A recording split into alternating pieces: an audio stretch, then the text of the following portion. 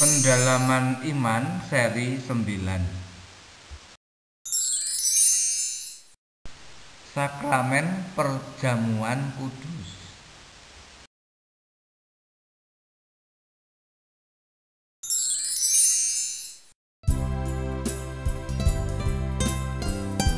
Untuk memulai pelajaran, mari kita berdoa.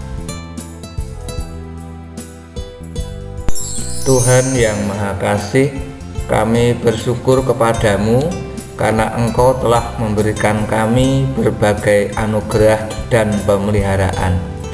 Berkatilah kami semua agar kami dapat memahami kehendak firman Tuhan, terutama kehendak Tuhan atas gerejamu di dunia. Roh Kudus kiranya menerangi hati dan pikiran kami sehingga kami memahami pelajaran ini dengan baik. Iman kami dibangun, pengharapan kami tumbuh. Di dalam nama Tuhan Yesus Kristus kami berdoa. Amin. Sebelum lebih lanjut, jangan lupa tekan like, subscribe, tekan lonceng, dan share.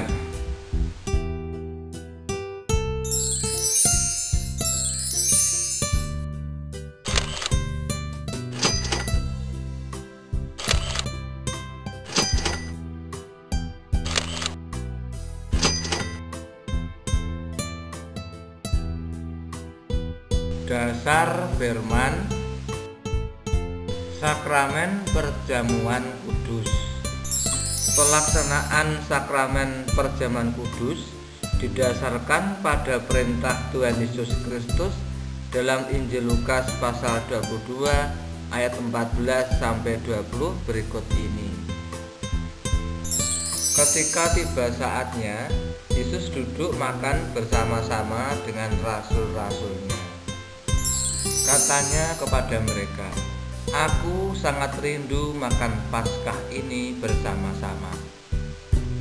Sebab aku berkata kepadamu, aku tidak akan memakannya lagi sampai ia beroleh kegenapannya dalam kerajaan Allah." Kemudian ia mengambil sebuah cawan, mengucap syukur, lalu berkata, "Ambillah ini dan bagikanlah di antara kamu. Sebab aku berkata kepada kamu, mulai dari sekarang ini aku tidak akan minum lagi hasil pokok anggur sampai kerajaan Allah telah datang." Lalu ia mengambil roti, mengucap syukur, memecah-mecahkannya dan memberikannya pada mereka, katanya, "Inilah tubuhku yang diserahkan bagi kamu. Perbuatlah ini menjadi peringatan akan aku." Demikian juga dibuatnya dengan cawan sesudah makan.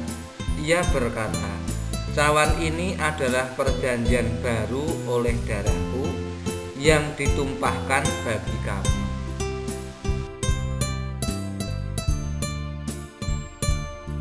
Sakramen Perjamuan Kudus. Pada sakramen perjamuan kudus, alat yang digunakan adalah roti dan anggur. Roti melambangkan tubuh Tuhan Yesus Kristus, anggur sebagai lambang darah Tuhan Yesus Kristus. Ketika pendeta melayankan sakramen perjamuan kudus, pendeta mecah-mecah roti dan dibagikan kepada jemaat yang telah berhak. Ketika mecah-mecah roti, pendeta berkata, "Roti yang kita pecah-pecahkan ini adalah lambang persekutuan kita dengan tubuh Tuhan Yesus Kristus. Terimalah dan makanlah sambil mengingat dan percaya bahwa tubuh Tuhan Yesus Kristus telah dikorbankan untuk menebus dosa-dosa kita." Setelah itu pendeta menuangkan anggur dari cawan sambil berkata, "Anggur yang kita tumpahkan ini adalah lambang persekutuan kita dengan darah Tuhan Yesus Kristus. Terimalah dan minumlah sambil mengingat dan percaya bahwa darah Tuhan Yesus Kristus telah dicurahkan untuk menebus dosa-dosa kita sehingga selamat sempurna. Amin.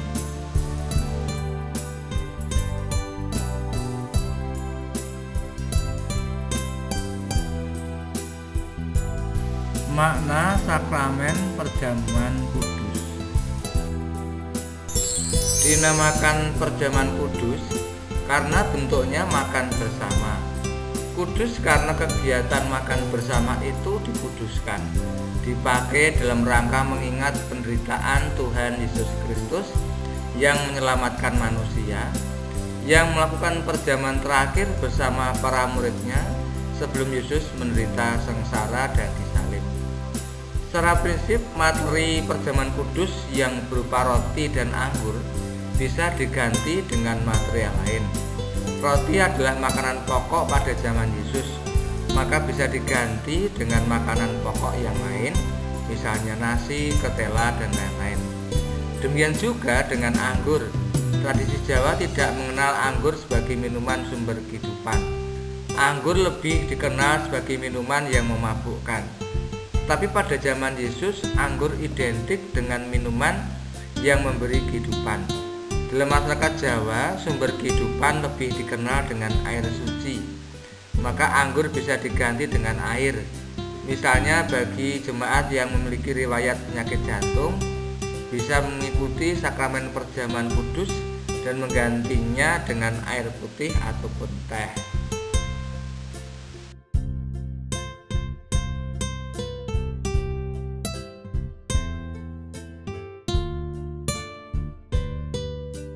Makna sakramen perjamuan kudus. Yang diperkenankan mengikuti sakramen perjamuan kudus adalah mereka yang sudah menjadi warga gereja dewasa, yaitu mereka yang sudah sidi atau sudah dibaptis dewasa atau dibaptis ketika sudah dewasa. Saat ini juga ada gereja yang sudah memperbolehkan anak-anak ikut sakramen perjamuan kudus. Baptis dewasa bisa terlaksana terjadi sebagai berikut. 1. Orang tersebut anak orang Kristen, tetapi orang tuanya lalai, sehingga ketika masih kecil anak tersebut tidak segera dibaptiskan. Maka anak tersebut pada waktu dewasa minimal 16 tahun baru menerima baptis. 2. Orang tersebut belum percaya kepada Tuhan Yesus Kristus atau berasal dari agama lain dan ingin menjadi Kristen. Maka sebagai tanda masuk menjadi orang Kristen dan menjadi warga gereja dewasa, orang tersebut menerima sakramen baptis pada saat dewasanya. 3. Sangat jarang anak-anak dari agama lain memutuskan ingin menjadi Kristen dan dibaptis, karena pasti akan dilarang orang tuanya.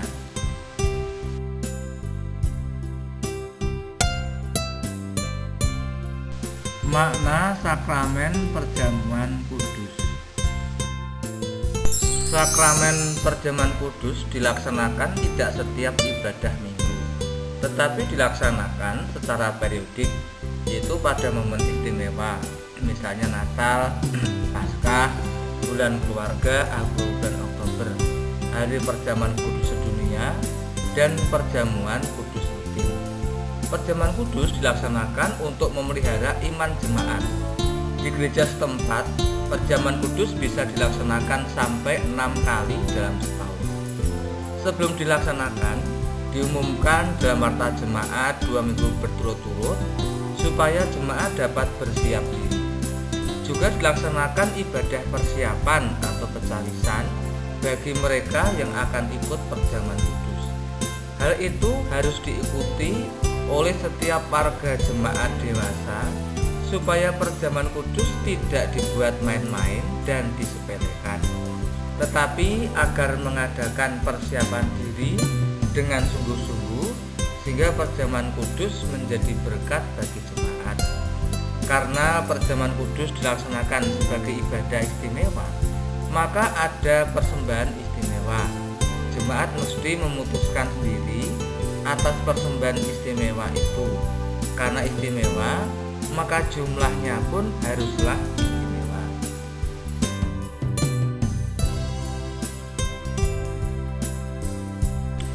Tata cara sakramen perjamuan kudus. Pelaksanaan sakramen perjamuan kudus biasanya dilaksanakan setelah khotbah dalam ibadah.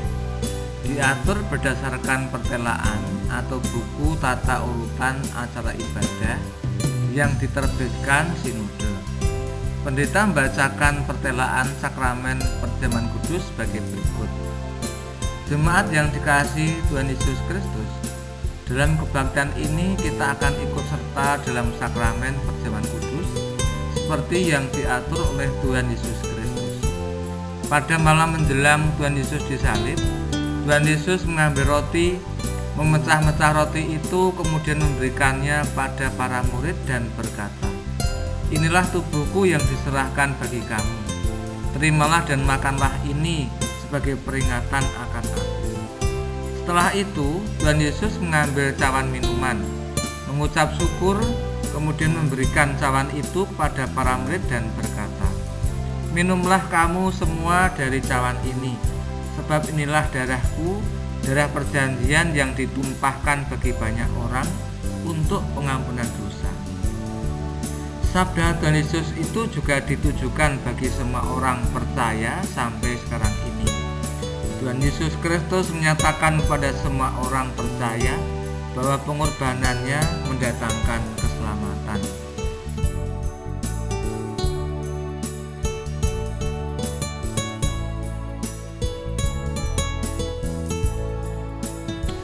Tata cara sakramen perjamuan kudus. Jemaat yang dikasihi Tuhan Yesus Kristus, dengan ikut serta kita dalam sakramen perjamuan kudus, kita mengingat Tuhan Yesus Kristus bahwa dengan pengorbanannya, 1. Ia telah membebaskan kita dari kutuk Allah karena dosa dan mengaruniakan keselamatan sempurna. 2. Ia telah memberikan dirinya sehingga setiap orang yang percaya kepadanya dipersekutukan dengan dirinya dan mendapatkan hidup yang kekal. 3. Ia telah mempersekutukan semua orang percaya yang oleh karunia Roh Kudus dimampukan untuk saling mengasihi dan menolong.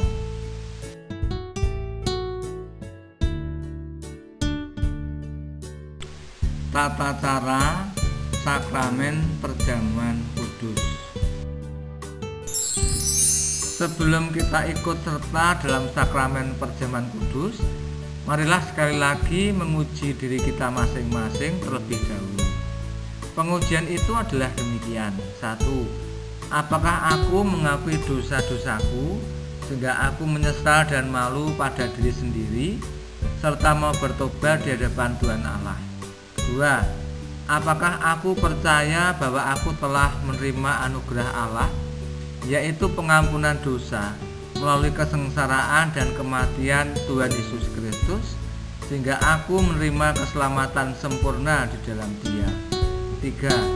Apakah aku mempunyai niat yang sungguh-sungguh untuk bersyukur melalui ketaatan pada Tuhan, baik dalam angan-angan, perkataan maupun perbuatan.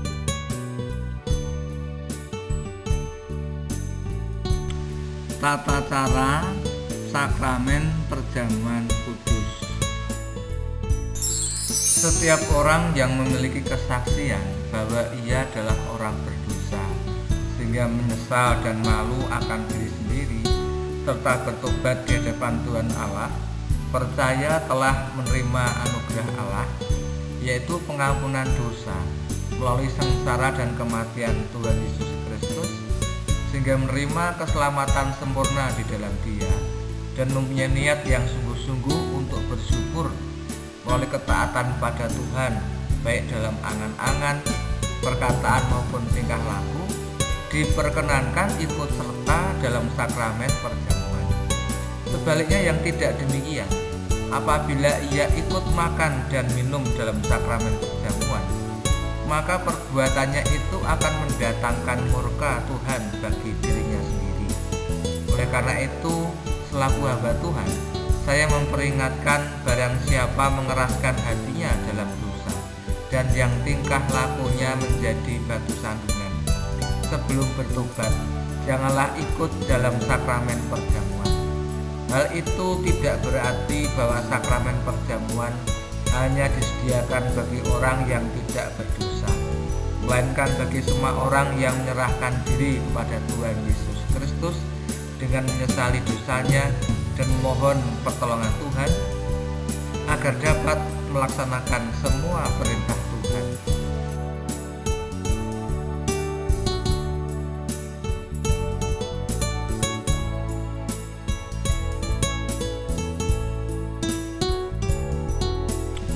Tata cara sakramen perjamuan kudus. Setelah membacakan pertelaan tadi, pendeta mengajak umat berdoa. Selesai doa, pendeta turun mimbar diiringi nyanyian menuju meja perjamuan. Kemudian melayankan perjamuan kudus bagi umat dibantu majelis jemaat. Pertama-tama dilayankan roti perjamuan. Setelah selesai dibagikan, pendeta memberi aba-aba makan bersama. Setelah itu dilayankan anggur perjamuan. Setelah selesai dibagikan, pendeta memberi aba-aba minum anggur bersama-sama. Kebersamaan menekankan bahwa gereja adalah persekutuan orang percaya. Selesai pelayanan roti dan anggur, pendeta memimpin doa ucapan syukur, kemudian mengumpulkan persembahan khusus perjamuan kudus.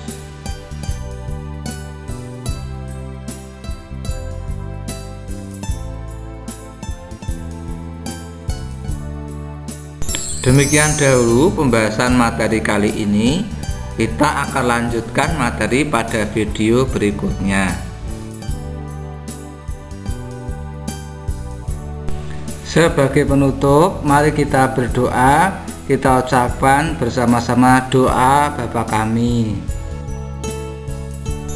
Bapa kami yang di surga, dikuduskanlah namamu, datanglah kerajaanmu, jadilah kehendak-Mu di bumi seperti di surga. Berikanlah kami pada hari ini makanan kami yang secukupnya, dan ampunilah kami akan kesalahan kami, seperti kami juga mengampuni orang yang bersalah kepada kami. Dan janganlah membawa kami ke dalam pencobaan, tetapi lepaskanlah kami daripada yang jahat. Karena Engkau-lah yang empunya kerajaan dan kuasa dan kemuliaan sampai selama-lamanya. Amin.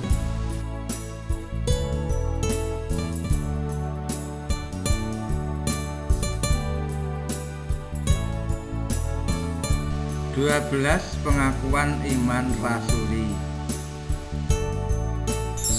Aku percaya kepada Allah Bapa yang Maha Kuasa, Khalik langit dan bumi, dan kepada Yesus Kristus, Anaknya yang tunggal Tuhan kita, yang dikandung daripada Roh Kudus, lahir dari anak darah Maria, yang menderita di bawah pemerintahan Pontius Pilatus, disalibkan, mati dan dikuburkan, turun ke dalam kerajaan maut.